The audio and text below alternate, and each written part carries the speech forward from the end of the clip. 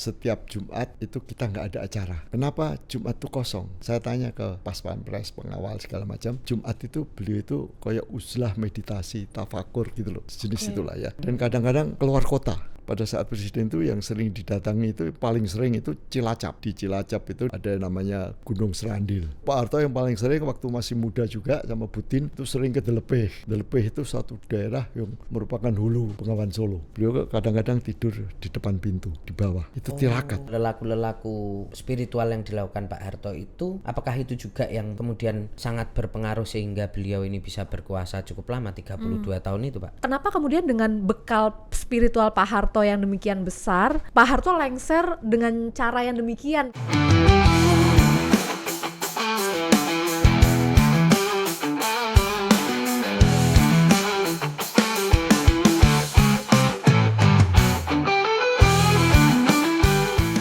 Sahabat Kompas.com, bertemu lagi bersama saya Tatang Guritno, Saya Fitra Farisa di acara Kelas White, unggulan nomor 1 paling paten se-Kompas.com. Gaspol, ngobrol ngegas pasti Gaspol.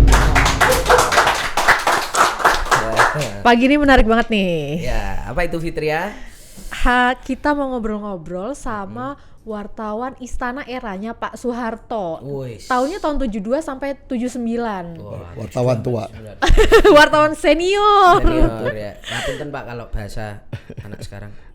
Tua. Ya, tapi ngadeng Pak senior. Kacau. Kakek.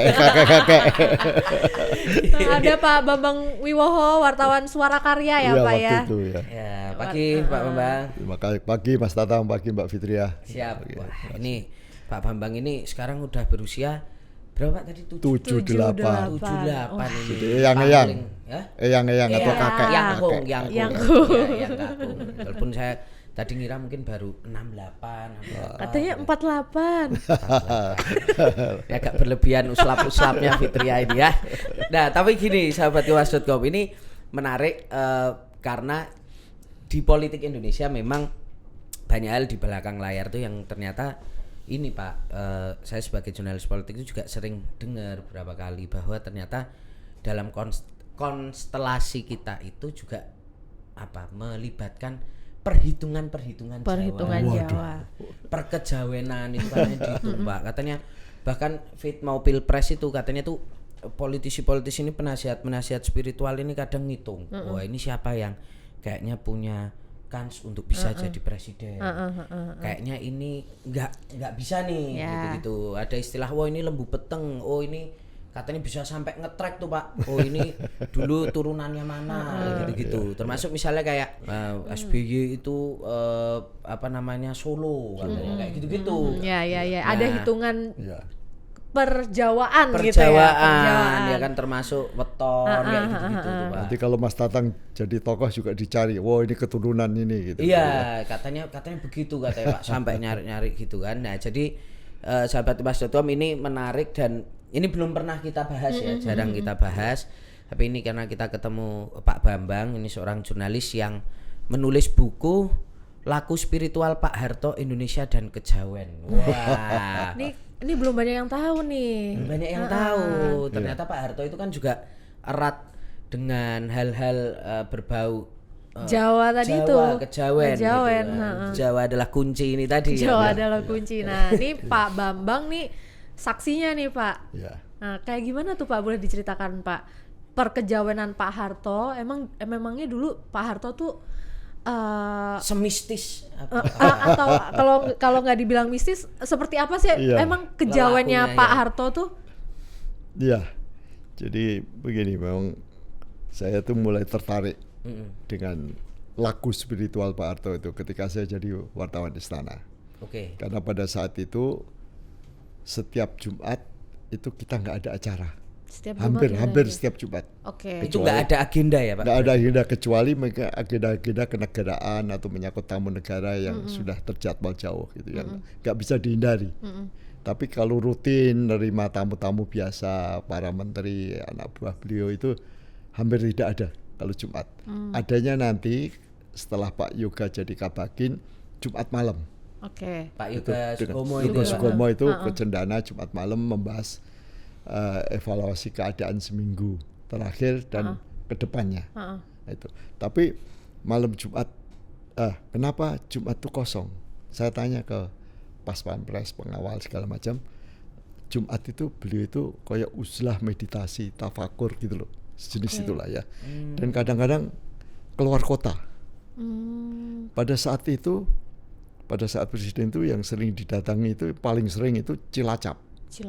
Ya, di Cilacap itu ada namanya Gunung Serandil. Gunung Serandil. Itu satu bukit kecil yang nama Serandil itu sendiri sudah disebut dalam Kidung Kawedar, dalam kidungannya Sunan Kalijogo tahun 1400-an itu. 1500 awal itu sudah disebut tempat-tempat mistis yang misterius itu, antara lain Gunung Serandil sudah disebut. Bisa dibayangkan Sunan Kalijogo di Demak Tuban sana sudah tahu informasi tentang kekuatan Gunung Serandil. Tapi sebetulnya yang menarik itu bukan Gunung Serandil. Gunung Serandil itu sebuah bukit kecil yang sekarang ini itu makam. Yang menarik itu adalah pantai di bawah Bukit Serandil. Itu penuh hamparan pasir. Gitu. Nah, Pak Harto sering ke sana. Kadang-kadang ke Lawu, ke mana, ke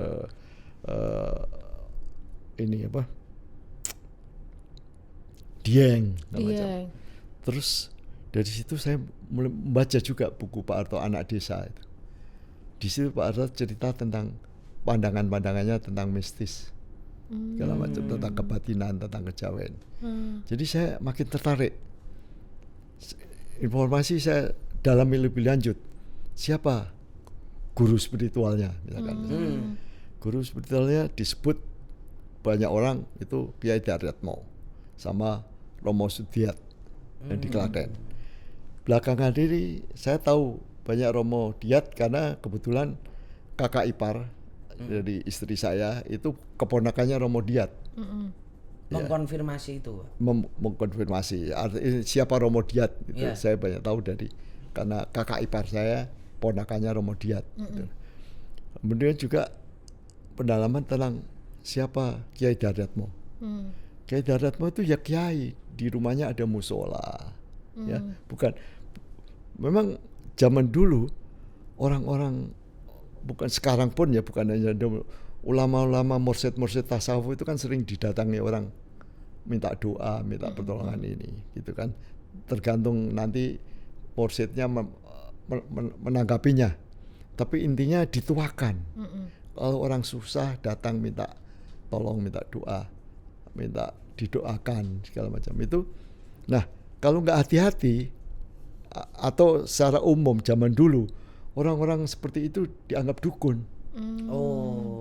Padahal belum tentu dukun, padahal dia mursyid tasawuf segala macam. Gitu. Nah, dari situ saya coba tertarik dengan itu. Saya mulai pelajari lelaku siapa atau dapat informasi. Misalkan beliau Pak Harto yang paling sering waktu masih muda juga sama Butin itu sering ke Delepeh. Delepeh itu satu daerah yang merupakan hulu Bengawan Solo. Hulunya Bengawan Solo. Hulu Solo. Di situ tempat ada kayak petilasan ya, ada bekas tempat di mana Panembahan Senopati dulu juga bermeditasi ketika sebelum menjadi Raja Mataram. Dan kepercayaannya di satu tempat ada batu besar, ada lubangnya yang bisa dimasuki untuk duduk 2 orang. Disitulah Panembahan Senopati didatangi Ratu Kidul. Kanjeng Ratu Kidul. Kanjeng Ratu Kidul. Terus di situ juga ada satu tempat yang kayak bebatuan, kiri kanannya jurang tinggi, tapi di bawahnya telaga air. Itu ada satu batu menjorok itu seukuran sajadah. Di situ dikenal sebagai pasalatannya Sultan Agung. Sultan Agung juga sholat di situ. Jadi saya datang, saya ikuti, saya coba selami tempat-tempat seperti itu. Menarik sekali gitu. Nah, Pak, sebentar Pak. Berarti dari tadi tiap hari Jumat siang itu tidak ada agenda, nanti baru Pak Yogas Gomo itu paling malam ke Cendana ya. Artinya jadwal meditasi Pak Harto itu biasanya berarti mulai dari Kamis malam sampai Jumat pagi itu. Pagi, Jumat siang untuk istirahat. Karena kan kalau istirahat dan hitungan Jawa ke masjid istirahat. kalau hitungan Jawa itu kan jam 6 sudah ganti hari tuh Pak, jam 6 sore misalnya gitu. Ya, Jadi Pak Harto mulai dari Kamis malam itu ya sudah. Iya, sudah. Ya. Oke. Jadi itu pasti ke luar kota dan tidak selalu, tapi kadang-kadang lah. Oke. Dan ini meditasinya tadi bisa di gunung, bisa juga di sungai gitu Pak? Bisa di sungai, terutama sungai-sungai yang ada pertemuan dua sungai. Tempuran ya Pak? Tempuran, jadi dua arus bertemu. Dua arus. Nah, di situ kalau orang yang spiritual Jawa yang dulu bukan sekedar mistis, itu menghasilkan benturan. Benturan air itu menghasilkan energi mentah, energi kasar. Yang kalau dipasang generator listrik, dia jadi listrik. Oke.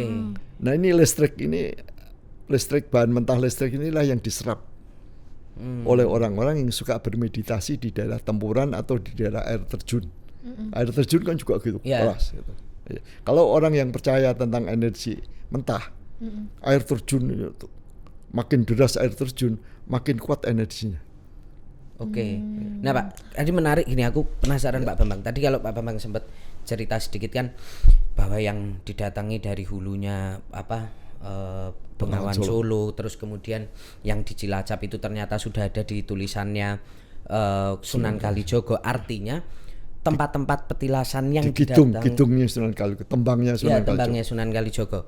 Artinya tempat-tempat yang didatangi oleh Pak Harto ini kan tidak sekedar ngaca, tapi Pak Harto kayaknya sudah punya data di mana bahwa itu dulu Panembahan Senopati ke sana. Oh, ini ada di kidungnya Sunan Kalijogo. Artinya itu berbasis cerita yang mungkin sudah tertuliskan yang didatangi oleh Pak Harto itu dari sejarah-sejarah orang-orang besar sebelumnya. Ya, saya tidak tahu persis, tapi ya mungkin juga ya, karena saya juga seneng itu juga karena dengar saya punya kidungnya ya, ada, jadi saya tertarik. Saya juga datang ke Serandil ngecek napak tilas itu, ke Telpe saya beberapa kali, dan memang suasananya enak untuk bermeditasi, bertafakur gitu, enak.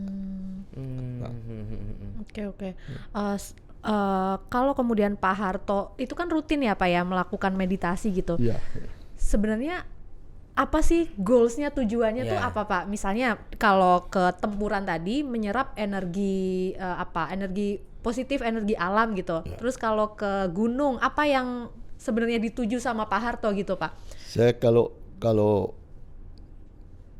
yang dituju sendiri betul ya saya nggak tahu persis ya. Tapi kalau saya dari informasi orang yang pernah ikut, ikut Putin, Kungkum misalkan juga gitu. Terus yang saya dapat informasi, pengalaman sendiri, ya itu tadi dengan bermeditasi di tempat itu, kita itu tenang ya, hening, kita menghadapi sesuatu tenang. Terus kita seperti mendapat tambahan energi hidup. Kita dapat energi hidup, terus keyakinan kita mungkin jadi kuat gitu. Jadi kalau kita menganalisa, membaca keadaan, menghadapi keadaan itu, kita punya rasa percaya diri yang kuat. Kayak ada kekuatan dari dalam yang membuat kita yakin gitu. Dalam mengambil keputusan juga gitu kan, kita bisa tenang, hening. Sebenarnya sekedar mengambil energinya atau juga ini Pak, atau juga akhirnya membaca tondo-tondo juga, karena kan ada beberapa orang yang menceritakan bahwa Pak Harto itu kan salah satu lelakunya itu juga membaca tondo-tondo pesan-pesan alam, itu juga nggak itu Pak? Ya itu bisa diomong bisa enggak ya, memang masing-masing. Tentu orang yang menjalani, orang yang di Islam pun ya, kiai-kiai mursyid yang suka beruzlah, zuhud, wara, berkalwat itu, dia punya ketajaman pikiran. Karena kan misalkan Al-Ghazali kan ngajarkan kalau kita meditasi tasawuf itu kan, ya Allah, fanakanlah zat hamba, sedangkanlah sifat hamba, leburkanlah kefanaan hamba dalam dengan keabadian paduka, sehingga jika hamba berkata-kata akan berkata-kata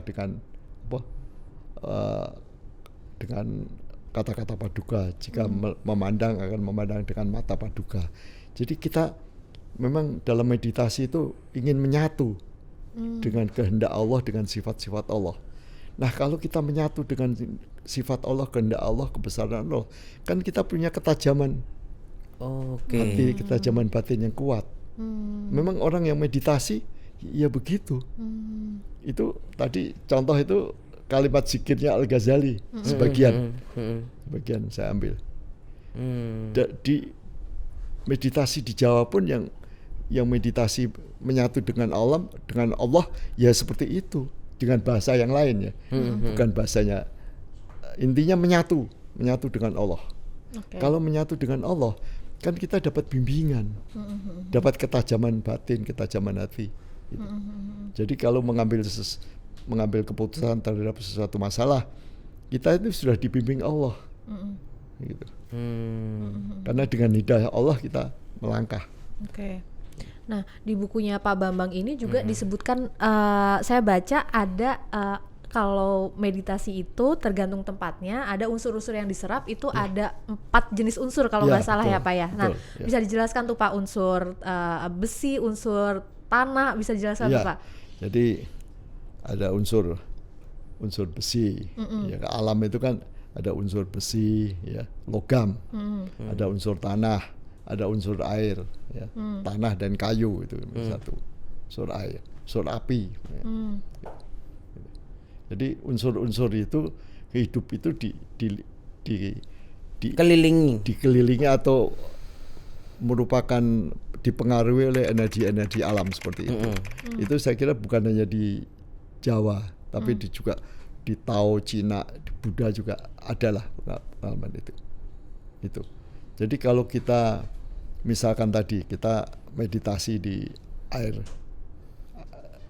terjun, itu energi air kuat. Nah, di Cilacap atau di Parangtritis di Jogja, itu kan hamparan pasir logam, pasir besi. Itu energinya energi logam. Ya, energi logam itu dipercaya membuat orang kuat, fisiknya kuat. Kalau air apa Pak? Kalau air itu jernih pikiran. berpikir. Berarti kok kompas.com itu air. Karena tagline-nya jernih melihat dunia Pak. Yes. Harus meditasi juga. Kan kita kan deket kali nih kan. Tapi kalinya kayak kurang jernih ya. Fitria, kali Jakarta kamu garap apa? Oke, terus lanjut. Ya itu contohnya ya. Nah, kalau api Pak? Api itu kan membakar. Itu ngambilnya di mana misalnya kalau energi api itu? Kalau energi api itu ada yang orang yang ada kelompok aliran itu yang mempercayai, ada yang tidak. Karena 4 itu tadi ada tanah sama kayu, ada yang menjadikan satu. Tapi ada tanah kayu dipisah. Diganti api, kayu diganti api. Jadi nggak ada api gitu. Ada api, ada juga yang tidak. Gitu. Kalau api itu panas. Hidup itu harus punya panas, itu seperti hawa nafsu, dinamika. Kalau orang nggak punya nafsu, kan nggak bisa ada kehidupan. Iya. Itu nggak ada kehidupan. Passion mungkin kalau kata-kata anak sekarang. Ya, kayak butuh semangat bergelora gitu loh. Nah, tapi ya bergelora harus dikendalikan, nggak bisa dilepas. Ini arahnya kemana Pak maksudnya? Arahnya nanti ada arahnya nanti di buku itu juga saya tulis. Cipta rasa karsa. Asik gitu. Oke, tapi kalau api itu biasanya orang bermeditasinya di mana Pak? Apakah gunung-gunung di berapi? Gunung-gunung yang berapi di dekat magma. Dekat gunung-gunung aktif gitu ya Pak? Seperti misalkan Gunung Kelut yang masih aktif, Merapi yang masih aktif dekat-dekat situ gitu. Itu kan kekuatan apinya kuat gitu. Tapi ya itu tadi, ada yang percaya, terus ada yang menganggap itu nggak terlalu ini, karena manusia nggak usah dikasih gelora, nafsunya juga udah bergelora sendiri gitu. Pada umumnya kan begitu. Nah, dalam konteks Pak Harto ini ada cerita yang menarik gak Pak? Artinya katakanlah kayaknya dari pengamatan Bapak tuh beliau ini lebih banyak mengambil energinya itu justru dari elemen yang mana atau seperti apa kebanyakan yang didatangi Pak Harto itu? Datangi beliau itu air, logam, tanah. Air, logam, tanah. Air, logam, tanah itu ya. tanah itu kan memuat apa aja, ditanami apa aja bisa, mengandung apa saja, ya kan? Apa yang ada, apa aja ada di tanah. Gitu. Kayu juga tumbuh di tanah. Gitu. Oke. Yang menampung bisa luas wawasannya, bisa kuat, bisa memberikan kesejahteraan hidup kepada sesamanya.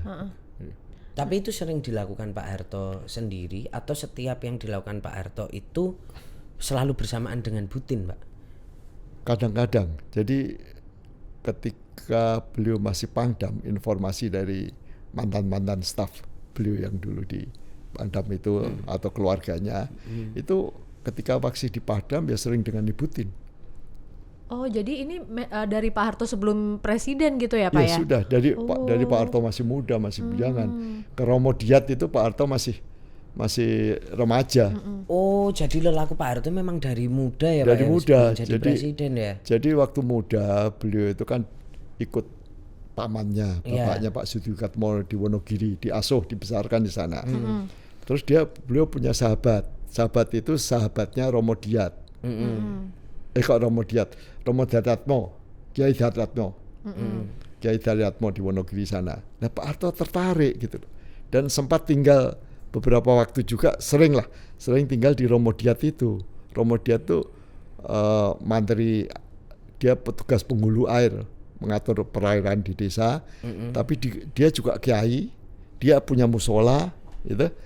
Kalau zaman dulu udah punya musola, kalau nggak kiai kan enggak. Iya. Musola kan masih jarang, masjid hampir 1-2. Kalau orang punya musola itu kan pasti keislamannya kuat. Dan kuat, dan Romo Diatmo dianggap orang sakti oleh penduduk yang sakit. Orang-orang sakit sering minta obat. Obat herbal, Pak Harto membantu meracik. Kalau Pak Harto nginep di sana, tinggal di sana, Pak Harto ikut ngaji, ikut meracik obat, ikut belajar. Itu berarti belum masuk tentara itu, Pak? Belum, bahkan, ya? itu dari situ nanti Pak Harto dipanggil balik oleh orang tuanya, dipanggil ke Jogja, masuk SMP Muhammadiyah. Jadi masih tingkatnya masih remaja, masih SD. Itu. Sekolah Muhammadiyah di Jogja. Jadi Pak Harto itu dasarnya Islam yang kuat. Sebenarnya Kiai Diatmo mengajarkan Islam, tapi dengan kelebihan tertentu, menolong orang gitu ya. Tapi kalau menolong orang, ya mohon maaf, ibu saya juga sering orang datang minta tolong diobati, tapi kan tidak. Sering orang itu nganggap wah ini dukun. Enggak, sebetulnya biasa pengetahuan tentang herbal. Iya. Pengobatan alternatif ya, Pak. Ya kan? Itu. Ya, sekarang aja anak muda tuh ada pop alternatif, ada BSMO apa kayak itu kan alternatif itu kita dari dulu sudah ada ya, Pak, pengobatan. Jangan pacar alternatif ya. Pacar alternatif. Satu aja belum dapat, harus cari alternatif. Aduh, ini beneran ini. Oke, Pak. Berarti dari SD, berarti artinya di sini kita membaca Pak Harto dari SD sebenarnya sudah dekat. Sudah dekat itu. Islam kejawen lah kalau kita ngomong betul lah. praktik Islam kejawen. Terus masuk SMP Muhammadiyah. Ya, bayangkan kan itu pendidikan juga cukup kuat kan, kita tahu Muhammadiyah. Iya. Oh, bisa nilai sendirilah gitu.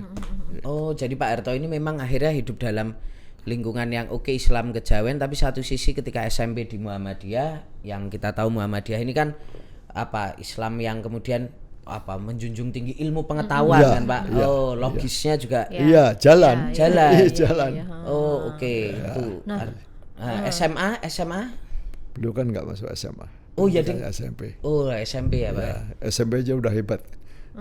Oh iya, beliau nggak SMA. Apalagi kalau perguruan tinggi seperti Anda kan mestinya mudah-mudahan akan jauh lebih hebat. Wah, bisa 60 tahun itu berkuasa, Pak, kalau ya sorry. Ya. Sampai SMP aja ya. Oke. Pak, tapi lelaku Pak Harto ini dilakukannya kan ini rutin ya, Pak? Tidak hanya ketika Pak Harto mau ngambil keputusan-keputusan besar gitu ya, rutin dilakukan. Sudah ya. Ini kebiasaan hari-hari, kebiasaan beliau lah. Ini sampai hari-hari terakhir Pak Harto mau lengser kah, Pak? Itu juga masih meditasi gitu? Saya dengar masih. Jadi saya ketika Pak Harto masih sudah lengser itu ya. Saya kan akrab dengan 2 mursyid guru tasawuf ya.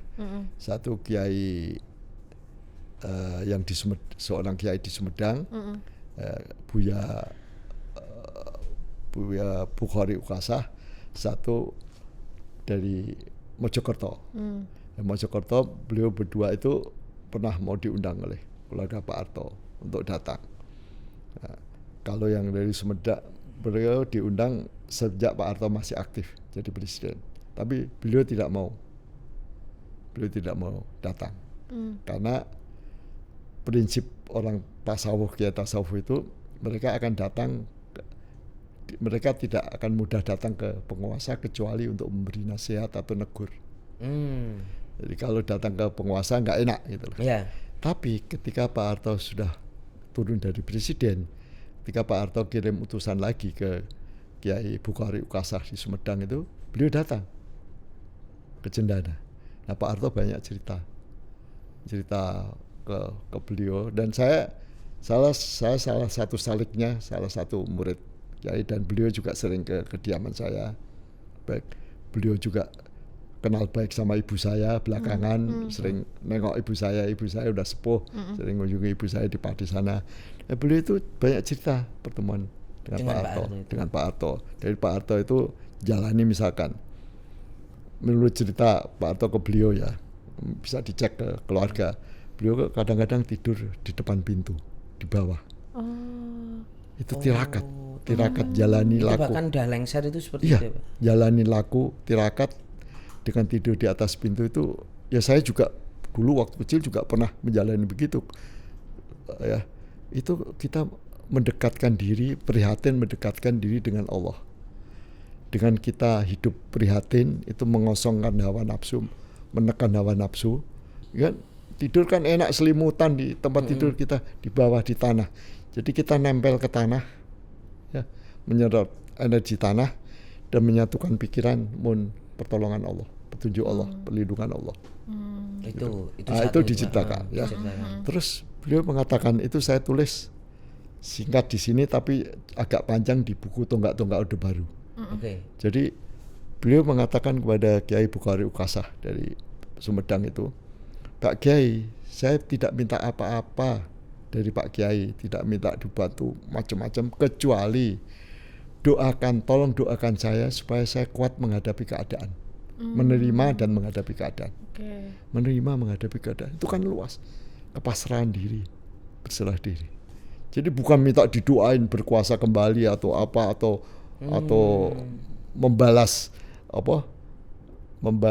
pengkhianatan, misalkan ada pengkhianatan, enggak. Beliau hanya minta didoakan supaya beliau bisa kuat menghadapi dan keadaan itu. Kan berserah diri. Ya. Pak, artinya kalau kemudian Pak Harto sebegitu memperhatikan lelaku dirinya sendiri, itu mungkin juga diterapkan ke orang lain, termasuk mungkin ketika memilih orang-orang terdekatnya gitu Pak, misalnya dengan dalam memilih menteri gitu, udah dihitung, ada hitungannya nggak sih Pak, misalnya wetonnya kah, atau dengan weton yang demikian kira-kira sosoknya seperti apa, selain mungkin mempertimbangkan potensi juga, kayak gitu nggak Pak Harto? Kalau hitungan weton pada orang yang dipilih saya nggak tahu, karena saya mencermati bagaimana Pak Harto memilih orang itu dari 3 sumber yang kebetulan saya dekat. Satu dari Pak Ali Murtopo. Saya dekat kali Pak Ali Murtopo karena saya kerja di Jakarta itu, saya yang ngajak Pak Ali Murtopo. Ya, saya jadi dekat lah gitu. Kedua Pak Yoga Sugama, Bakin sama Opsus. Yang ketiga Pak Radius Prawiro. Ya. Dan dengan Pak Radius, Pak Yoga itu saya sering keluar kota, keluar negeri gitu ya. Beliau berdua juga mempunyai kemiripan dengan Pak Harto. Saya perhatikan kadang-kadang sering di kamar hotelnya tengah, beliau itu tidur setelah, kayak Pak Radius, Pak Yoga tidur setelah jam 12 malam seringnya. Di kamar hotel, atau kalau di villa di luar kota itu di luar kamar, duduk di kursi, bersila di kursi sambil meditasi, mengatur pernapasan. Jadi menghirup energi alam, menahan di badannya, kemudian mengolah pelan-pelan. Itu Pak Yoga, Pak Radius melakukan hal yang sama. Pak Ali Murtopo Pak Ali Murtopo enggak. Tapi Pak Ali Murtopo orangnya berpikir, membaca, berpikir, diskusi kuat.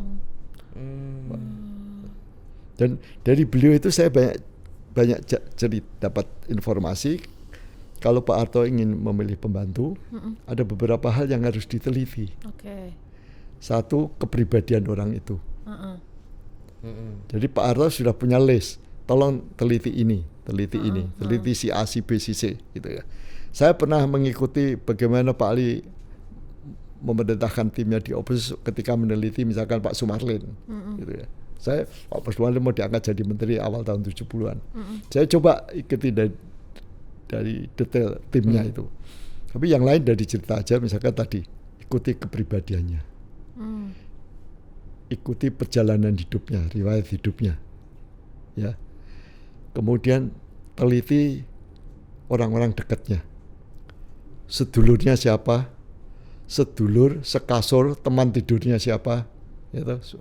Kalau perempuan siapa suaminya, bagaimana suaminya, kalau laki-laki siapa istrinya, bagaimana perilaku kepribadian istrinya, sedulur, sekasur, sesumur itu orang-orang dekatnya. Sedulur itu sedulur yang memang saudara kandung. Sekasur teman tidur ya, rumah tangga. Ya, pasangan lah ya. Pasangannya. Sesumur itu orang dekat yang minum air yang sama dari sumur yang sama. Dari sumber yang sama. Itu circle lah, circle orang dekatnya. Ya, orang dekat. Kemudian bagaimana loyalitas persahabatannya. Apa punya sense of loyalitas dengan teman, apa rasa setia kawan yang tinggi atau enggak. Ya. Jadi itu teliti. Terus bagaimana kalau sudah berkeluarga, bagaimana kehidupan rumah tangganya. Oke. Gitu. Tapi itu, dalam proses itu ada perhitungan weton-wetonnya juga nggak Pak? Kalau kita lihat Pak. Itu kalau yang kalau yang dijalankan oleh tim Opsus Bagin itu nggak meneliti itu. Tapi saya nggak tahu kalau weton itu kan Pak Harto bisa ngitung sendiri. Oh, sangat mungkin berarti bisa. Pak Harto sendiri ya. Saya kan punya misalkan buku-buku tua tebel gitu. Misalkan Mas Tatang, Mbak Fitri ya. Tinggal sebutkannya saya lahir misalkan ini sekarang tanggal berapa? 11 Juni. 11 Juni tahun misalkan 85. Tinggal saya cari di buku tua 15 Juni 85 itu jatuhnya hari lahirnya hari apa. Bukunya apa. Ya, Pranoto Mongsonya bagaimana. Kalau perlu saya bisa cari lagi sio Cina-nya itu apa gitu. Itu Pak Harto bisa baca itu sendiri itu ya Pak? Punya kemampuan itu ya? Atau ada timnya? Kalau itu sebetulnya nggak usah tim, itu diri sendiri kalau punya pengetahuan udah bisa. Nah, tapi saya tidak tahu, terus terang itu jujur saya tidak mendalami apa Pak Harto menggunakan itu. Tapi kalau Pak Harto mau, Pak Harto pasti punya kemampuan. Iya. Saya aja punya tergantung referensi. Saya yakin Pak Harto kalau lihat koleksinya, ceritanya punya buku budaya Jawa segala macam itu, pasti punya backup referensi yang cukup. Kalau lihat ucapannya, tindakannya segala macam. Kan ada buku butir-butir budaya Jawa yang tebel itu. Itu kan falsafah hidup Jawa. Kalau nggak didukung dengan referensi yang kuat kan nggak ini ya Pak. Nah Pak, pertanyaanku gini juga, mungkin penasaran gini Pak.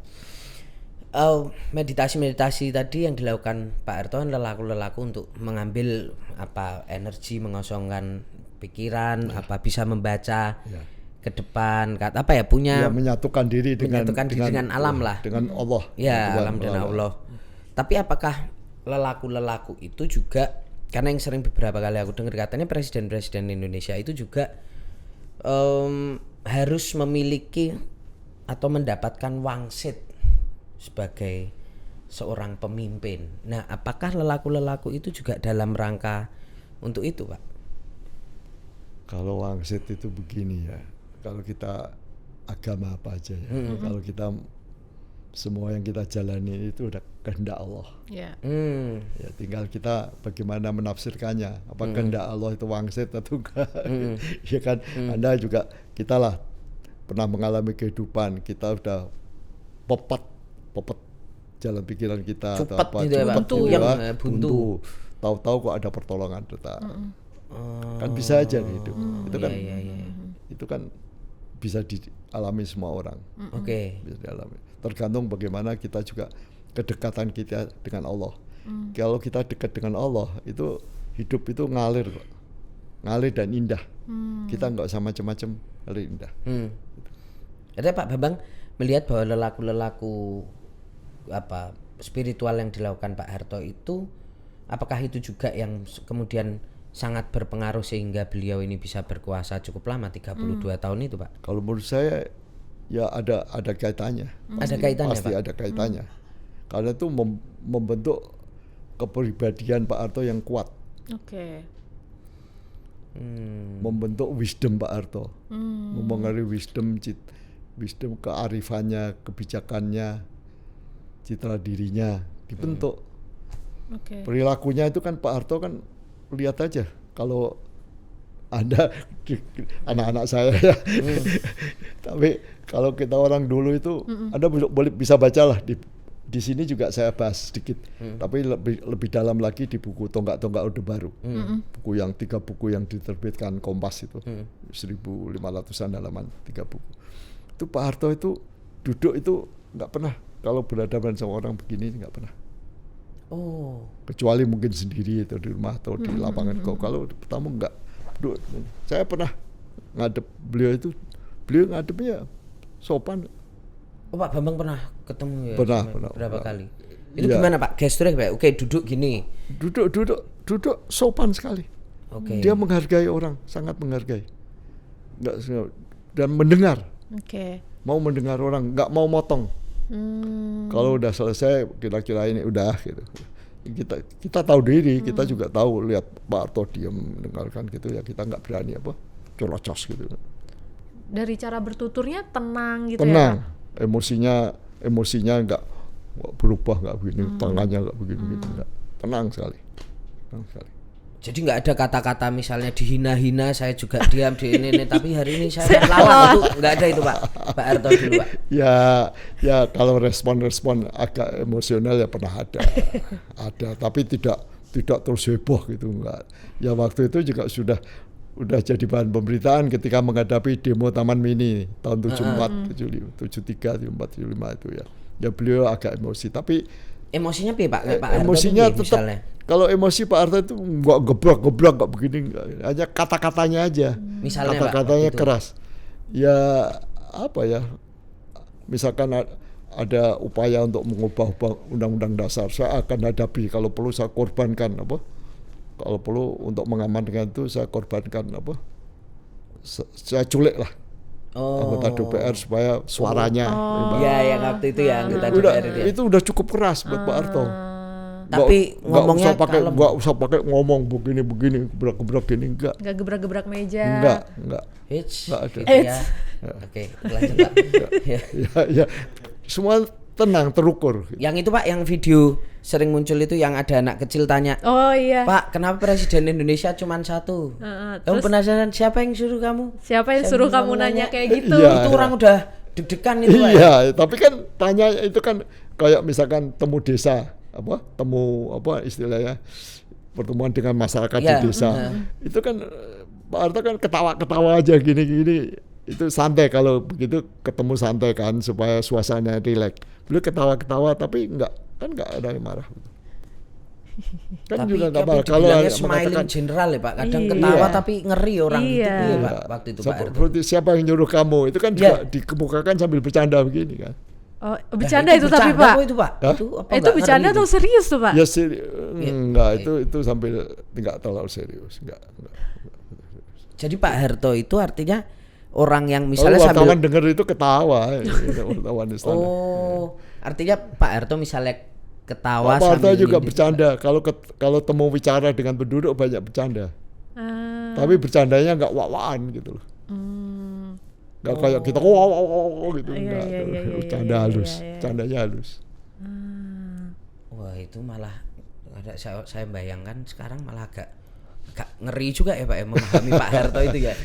Karena gini ya, buku itu saya ceritakan juga, saya nggak tahu apakah Pak Harto itu mempelajari buku-buku tentang feodal Jawa, tentang tata cara kehidupan feodal Jawa. Feodal Jawa, raja-raja, pangeran-pangeran, itu kalau dipelajari juga hampir sama aja dengan feodal-feodal di Eropa.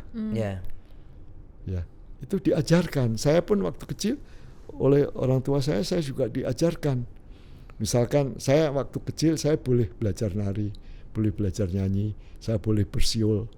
Tapi begitu saya masuk dewasa, orang tua saya melarang itu semua dikendalikan. Jangan sembarangan siul. Terus seorang bangsawan atau seorang feodal, seorang priayi lah, priayi Jawa ya, priayi Jawa itu kalau sedih nggak boleh terlalu ditunjukkan.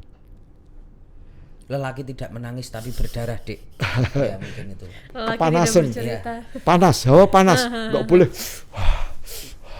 Nggak boleh, harus tenang, kuat. Walaupun ini berkeringat basah harus kuat. Kedinginan ya ditahan, ya menggigil tapi nggak boleh. Itu ada aturan, dilatih kita dari kecil. Minum, kita boleh sesekali minum, tapi kalau ada di pertemuan umum minum minuman keras misalkan. Kalau dulu kan di Jawa itu minuman kerasnya itu tuak. Tuak itu air tape yang dia apa? Fermentasi atau air kelapa, jadi air siwalan, itu kan jadi minuman keras. Kita boleh minum sekali-sekali, tapi satu jangan sampai mabuk. Sekedar untuk penghangat tubuh aja. Kalau bahasa anak sekarang tipsi aja Pak. Ya. Tipsi. Terus apalagi kalau di pertemuan. Kenapa? Sebab kalau kita kebanyakan kita mabuk, nanti kita ngomong berbuat macam-macam, wibawa kita hilang, rusak. Ya. Terus kalau kita sudah dewasa, sudah punya usaha, punya pekerjaan, punya jabatan, kita boleh pesta, boleh nanggap tari, boleh tayub. Zaman dulu kan tayub tari bersama gitu. Tapi kita nggak boleh ikut.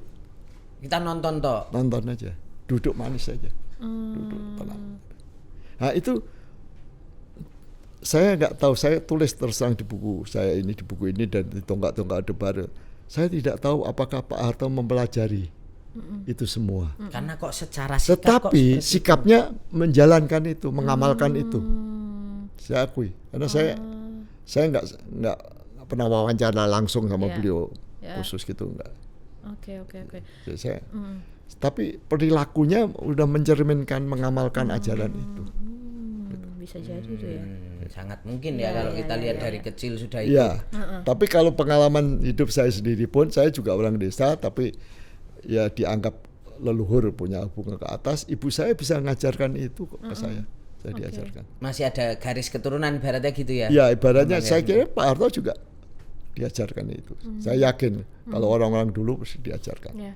Nah Pak, kalau kemudian Pak Harto sejak bahkan sebelum jadi presiden sudah banyak sekali melakukan lelaku spiritual kejawen itu tadi Pak, dan berkuasa selama 32 tahun, kemudian di akhir periodenya kan ada istilah apa ya, dihianati para menteri gitu, dan waktu itu kan Indonesia juga bergejolak, demo besar-besaran bahkan sampai memakan banyak korban gitu. Kenapa kemudian dengan bekal spiritual Pak Harto yang demikian besar, Pak Harto lengser mundur dengan cara yang demikian gitu Pak? Bisa ada dua sumber yang bisa dilihat. Di buku Tonggak-Tonggak Orde Baru saya jelaskan Pak Harto nggak mau menimbulkan banyak korban. Dia udah cukup. Cukup dan nggak mau ada korban. Dulu beliau jadi presiden itu karena ada kerusuhan, ada G30S, terus ada demo kami itu udah korban. Nah sekarang pada masa beliau nggak mau itu terulang, karena beliau milih mundur, nggak mau mengerahkan TNI Polri untuk melawan. Itu. Sudah korban sudah terjadi kan, Trisakti, jangan ditambah lagi. Itu kan artinya kebesaran jiwa, kesadaran. Nah, ini semua itu kemudian digambarkan di pengantar buku ini.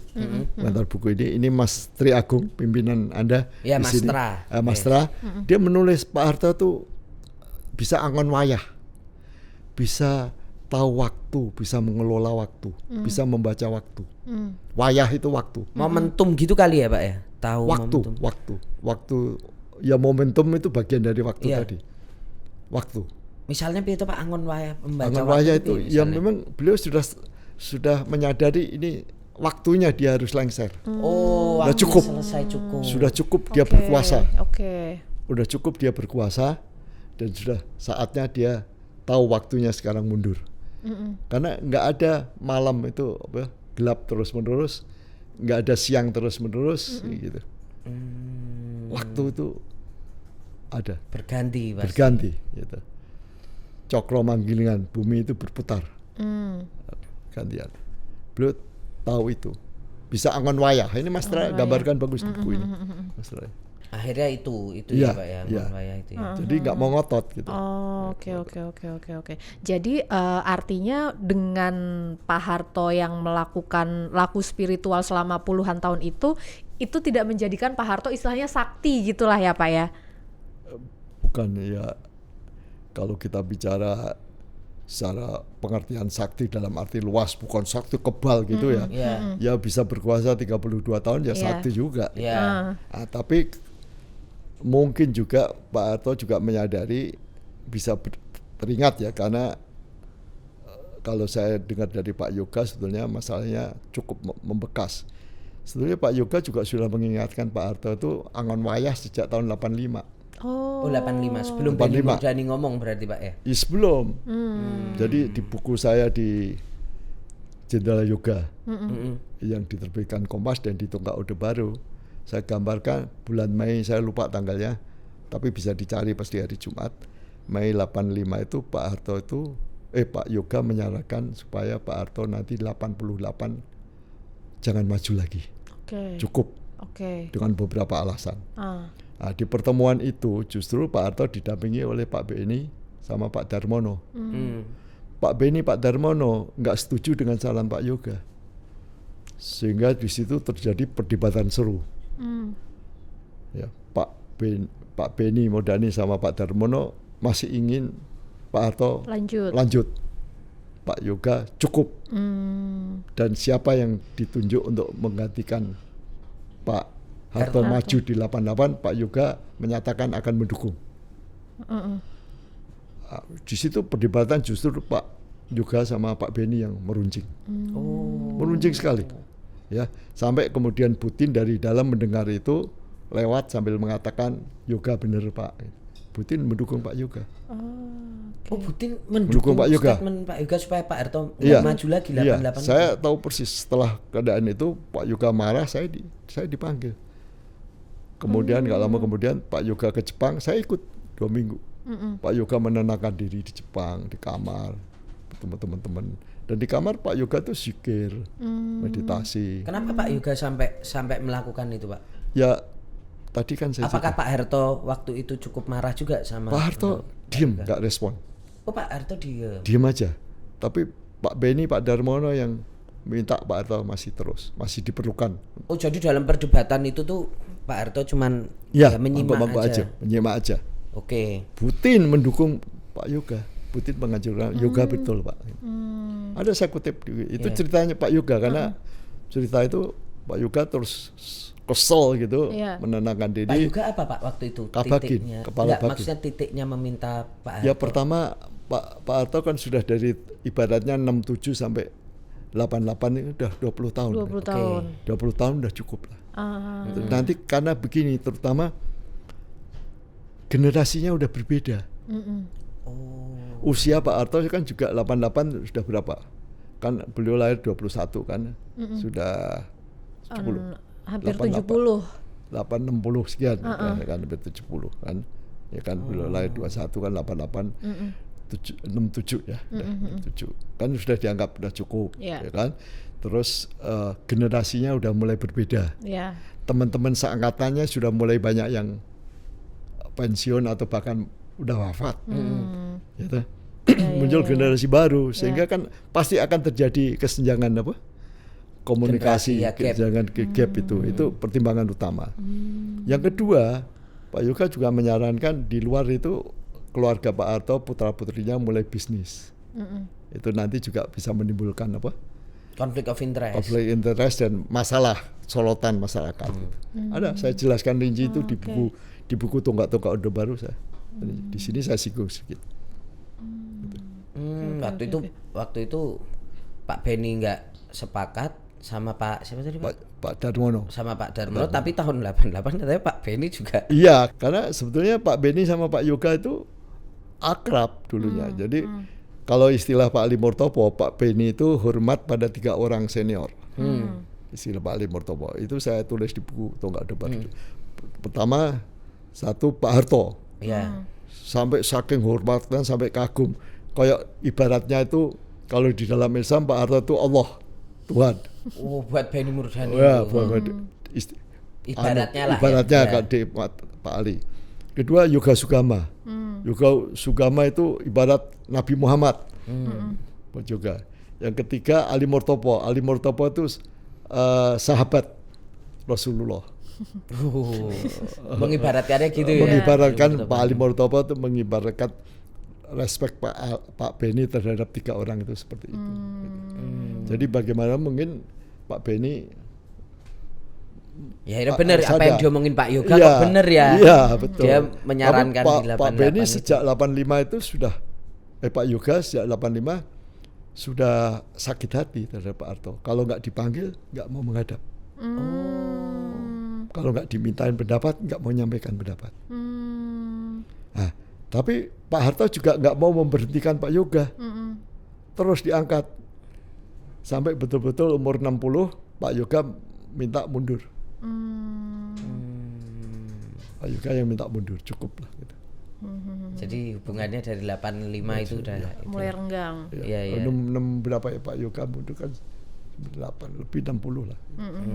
Tapi Pak Yoga sendiri yang minta apa? Mundur. Jangan diperpanjang lah kan. Setiap tahun diperpanjang. Ya. Ya. Baiklah. Ya. Ini kita promokan dulu Fitria, Oh iya. ditunjukkan. Ini buku Pak Bambang Wiwoho yang dari tadi kita obrolin lihatin soal ke situ dong, ya. Oh iya. Soal lelaku kejawen Pak Harto, judul buku terbarunya Pak Bambang Wiwoho, Laku Spiritual Pak Harto, Indonesia dan Kejawen. Ini coba lihat Di coba bawahnya lihat. yang kecil. Pinjam. Nah, mana nih? Kameramen mana nih shootnya? Ini ya, ini ada harusnya Ada di yang Gramedia menarik lagi ya, nih. karena kan Ya. Analisa SWOT negara ala Jawa. ya Analisa SWOT negara ala Jawa. ada analisa SWOT negara ala Jawa, ini menarik ini ya Pak ya. Iya. SWOT ini kan Strength, weakness, Opportunity. threat. Ya, ini bisa dibaca di sini. Termasuk di sini ada weton-weton Iya. pemimpin-pemimpin ya Pak. Ada dari Bung Karno sampai Dari sekarang. Bung Karno sampai Sekarang. Oh, sampai Pak Joko Prabowo, Widodo, Joko Widodo. Yusuf Kala. Ya, ada banyak ya Pak. Ya. Oh, ya. Ya. Amin Rais ada Pak? Enggak. Enggak ada. Ini Fitria. Terlalu tebal nanti. Fans. Terlalu tebel. Iya, Soalnya analisanya panjang kayaknya Pak. Iya. Kameramen ini ngefans banget sama Amin Rais. Ya, itu nanti bisa dibeli ini mantap ini. Gramedia ada, Gramedia ada. Ini bukan tulisan klenik-klenik yang Iya. gimana hantu-hantu apa enggak, ini yang nulis wartawan dengan berbagai pendekatan jurnalistik ya, dari narasumber, dari apa, jadi apa ya, menarik untuk dilihat ya. Jarang yang tahu loh ya. Ini Ya. sampai Pak Harto meditasi di mana. Ini disebutkan di Ada sini apa ya? Ini lengkap sekali. Jadi bukan yang kayak wah ini di sini ada makhluk apa terus Harus, ya, enggak. masuk ke badan kita wawancara, enggak gitu. Ini beneran ini sumbernya. Jadi ini ya bisa dibeli gitu. Oke, Pak Bambang. Terima kasih. Matur nuwun. Terima kasih, Pak Bambang. Yang pertama ini. Terima kasih. Semoga ini nanti laku banyak, ini targetnya ini kan Amin, Pak Bambang. amin. Karena elemennya api saya lihat merah. Targetnya menjual 10.000 eksemplar. Amin. Ya. Main api. Ya, ini mau mengalahkan buku Harry Potter ini. Yes, bisa ini bos. Ya, gitu. Iya. Oke. Ya. Baik. Itu terima kasih Terima Pak kasih. Bambang ya. Itu Terima sahabat kasih. Tumas.com, semoga mendapatkan pencerahan dari obrolan saya dan Fitria dengan Pak Bambang. Kita bertemu lagi di episode Ngegas dan Nampol selanjutnya. Waduh. Bye bye.